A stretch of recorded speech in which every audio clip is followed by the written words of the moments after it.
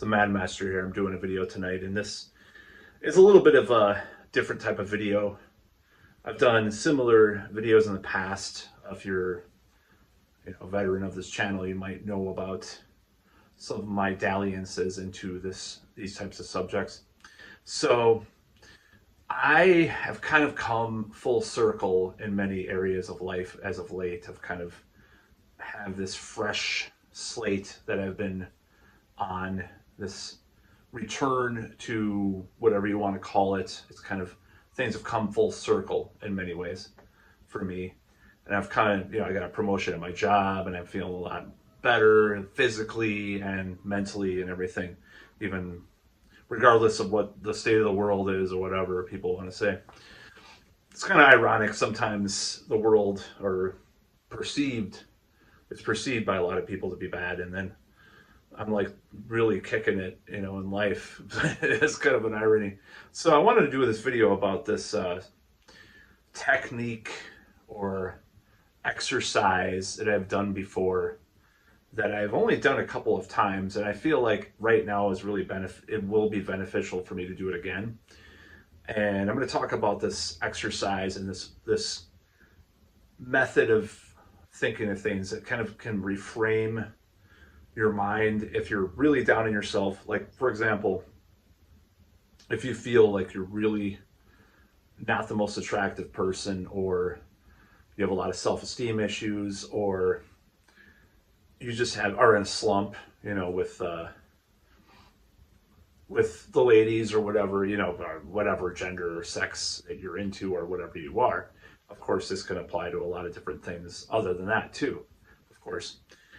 So it was a long time ago that I did this. It's been years. And what I did was, one day I was really doing, there was a time where I was really depressed about this subject, about, my love life, or whatever you want to call it, the S word, life, SEX. Of course, I want to keep this video a little bit more tame, just because I want this to have more of a reach than my usual videos, but of course I can't predict that.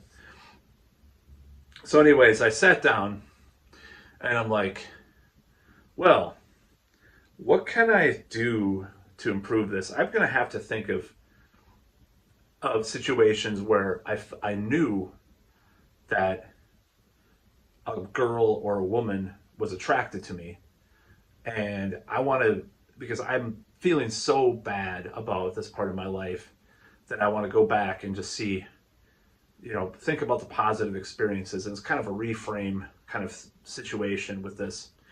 And what I did is I started since I was born. Like, this is the thing. So what I had done is think about, what girls had a crush on me, even in elementary school or middle school, or what this girl asked me to be a lab partner, and she was blushing and said, some compliment to me or something. I went back to every situation, every scenario of this type of thing happening to me.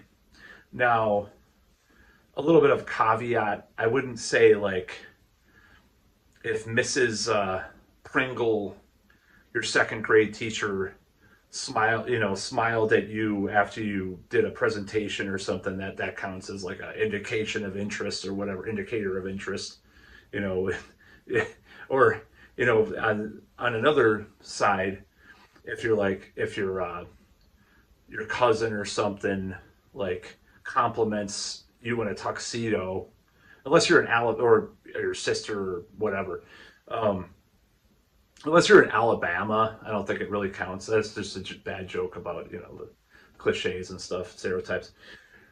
So what I would do, this is how to do this technique, or whatever you want to call it, is go back. You get a huge notebook, because you might need, at least enough pages to write down a lot of names. And you start from the beginning.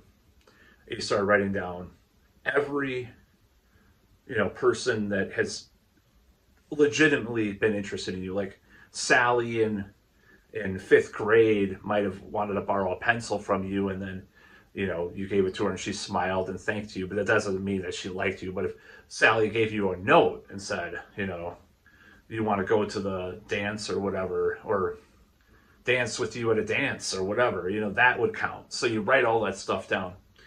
And there's a lot of ways to do this, but or there's a lot of tweaks that you can do if you don't have a lot of these experiences. I'm old as F. I'm going to try, like I said, I'm censoring myself. So I have a lot of experiences to draw from, and I'm not like, I wouldn't say like I'm a perfect, you know, I'm not going to say that I'm a certain rating of looks or anything like that, but at least like I have enough to draw on, is what I'm saying. And if you don't have enough to draw on, I'm going to get to that next about what to do in that situation. Because I've kind of thought about this. This is like the 11th take of this video, by the way, because it's taken me that long to. I had a conversation with a friend, and it's taken me like 5 hours to do this video. So I don't know why this video is having this much, not 5 hours, but you know, 2 or 3 hours, obviously, because I was taking breaks too. But nevertheless, I don't want to ramble. So this, you know, you write down all this stuff in a notebook, all these names of all these people that were, or women, you know, for example, in me, girls or women that were interested in me, or, you know, that I was with, or that liked me, or that I knew that liked me and I didn't know until later. All this stuff. You just keep writing until the present tense. And then you look at it and you're like, oh my God, that's a lot of, man, I have like a cult following, you know, it seems like I can't doubt myself anymore. So it's, the thing about this is it kind of kills your self-doubt.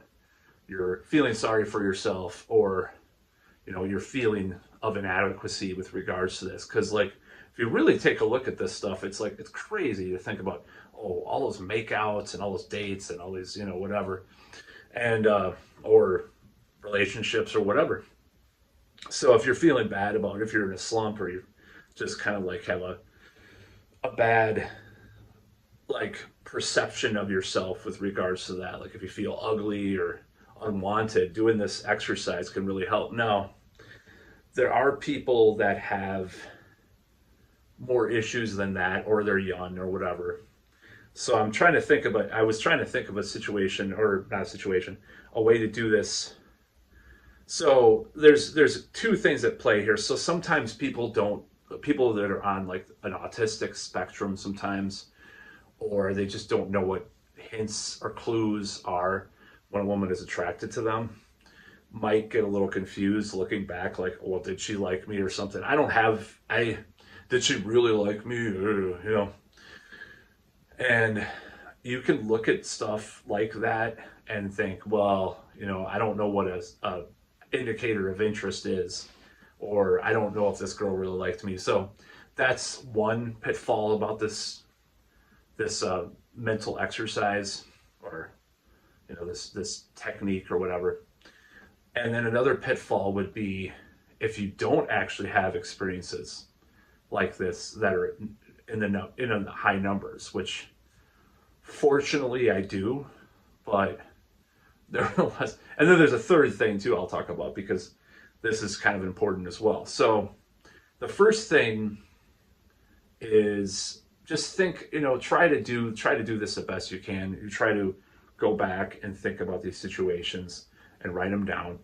Now, what you could do is look at situations that were kind of, you know, you're not certain of, and just try to, you know, just, you can count that as a situation, as long as it's not like obliquely or explicitly, I meant to say, that you don't know if it was an indication of interest or a flirtation or whatever. Like if you absolutely know that it's not, because I know that certain situations are not like that. Just because a girl talks to you, or a woman, you know, smiles at you, doesn't mean she wants to do whatever.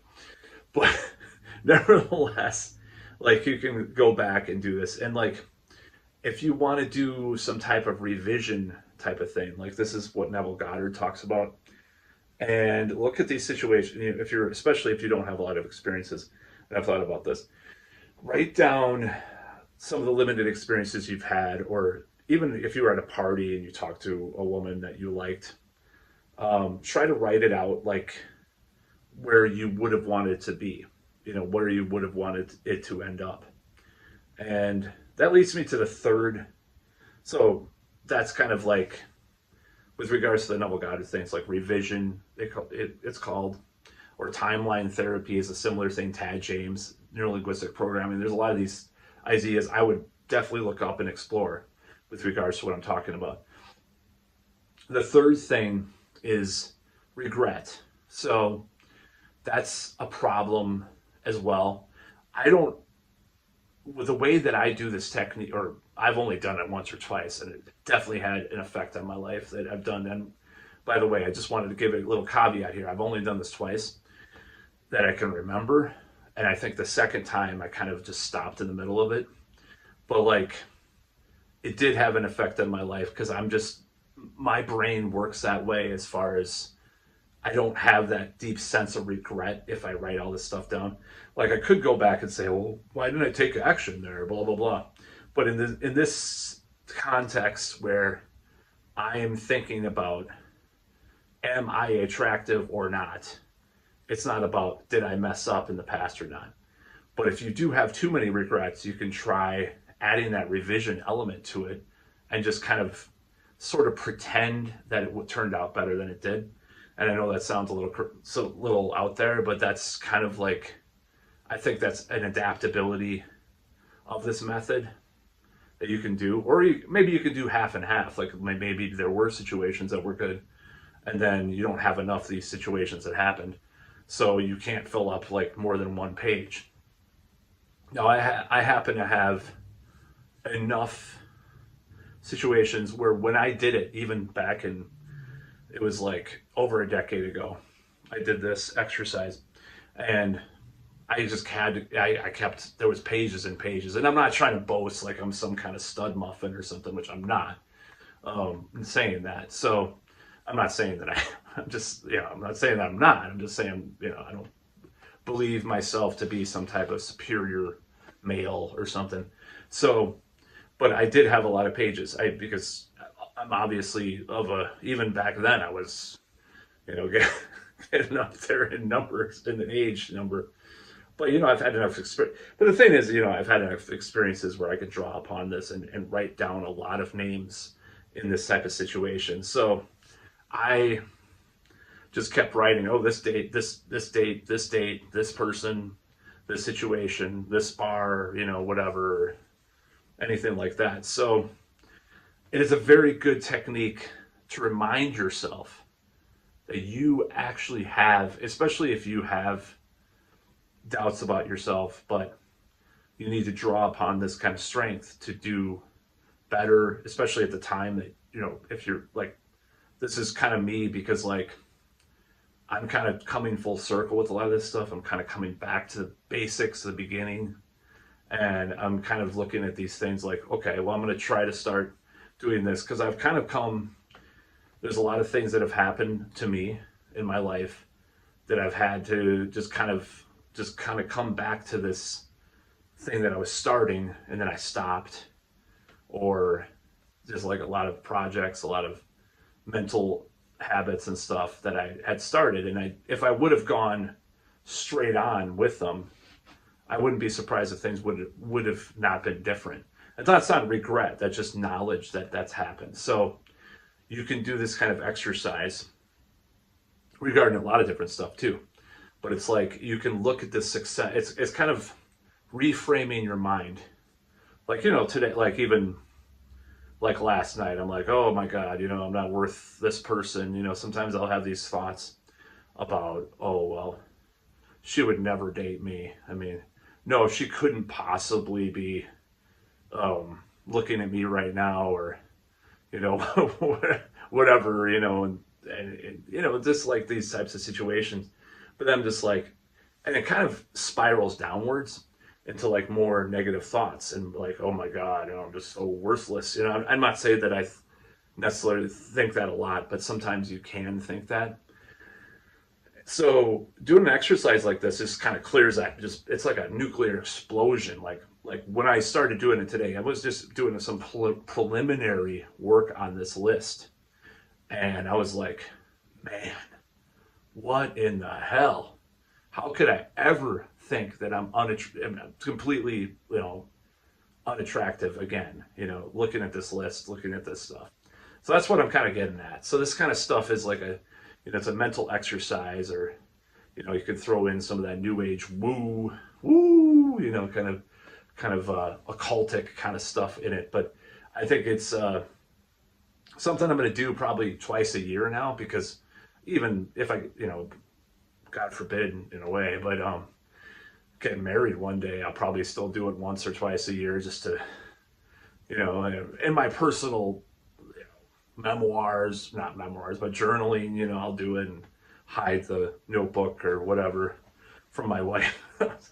Be the only thing I hide. But no, I don't know about that. But anyways, so like I think it's something that's important to do, because you really have to check up on your mental habits. And this is something this is becoming a super long video. And I'm gonna say, I wanted to talk about this, and I think it's kind of important actually to me, because this whole concept has helped me immensely in the past when I've used it. So that's why I wanted to go so much into detail. But it's like when you kind of adopt these different mental habits by doing these types of exercises, it really does have an effect on your life. Like case in point, 2010, 2011, it wasn't this specific thing, but it was very simple. I mean, sort of halfway in between what I'm saying, which I did before, and just other types of stuff that I probably will get into if people want to watch more of these videos, people like this video. And a lot of these ideas that I used to try really did turn into reality, honestly. Like I was just surprised, because you started putting a lot of positive stuff in your brain. It's like cognitive behavioral therapy in a way. It's like it starts coming out. It is Tony Robbins talks about tuning a piano, and how you don't just do it once. You have to, do it, your whole lifetime, or not the whole lifetime of the piano. You have to get it, every such and such number of months to get it tuned. You have to tune a piano. And that's kind of like our brains. I think that's our mind. So when you neglect that, if it works, like this thing worked for me, and this other stuff like 2010, 2011 worked for me as well, because a lot of stuff for 2 or 3 years was going pretty well, in most areas of life. So when you do this kind of thing, I can just imagine like this. It's almost like if I do this thing for like this type of stuff for, rather than do it like 2 or 3 months and then throw it away, which was back then, I could do it probably for forever, and it'll probably just keep, kind of like a snowball, keeps accumulating success and power. Sorry to use that word power, but it's just because sometimes there's a loaded word, but it's one of those things that I think is really could influence people to do these types of techniques or habits. So anyways, long story short, write down a list of every person that's ever been interested in you or flirted with you in your life that you can remember. This is what you do. Write a huge list. That's it. That's basically the technique. Write down all their names that you can remember. I write down a list of names of everybody that I remember, and then just keep going until a couple weeks ago, a couple days ago, and that's really the way to go with this. So that's it, though. That's the only thing that you have to do to get this going, and then you look at it. See, the thing is, when you look at it, it's kind of astounding at times that I don't think maybe not for everybody, but for me, this is a thing that has worked for me in the past, the few times that I've done it, and done similar types of things, of course, which weren't exactly like this. And just making these types of lists, making these types of things, just reframing things in your mind, it really helps with your life, and it manifests itself in life as well. And I hope it manifests well for you. That's it. That's about all.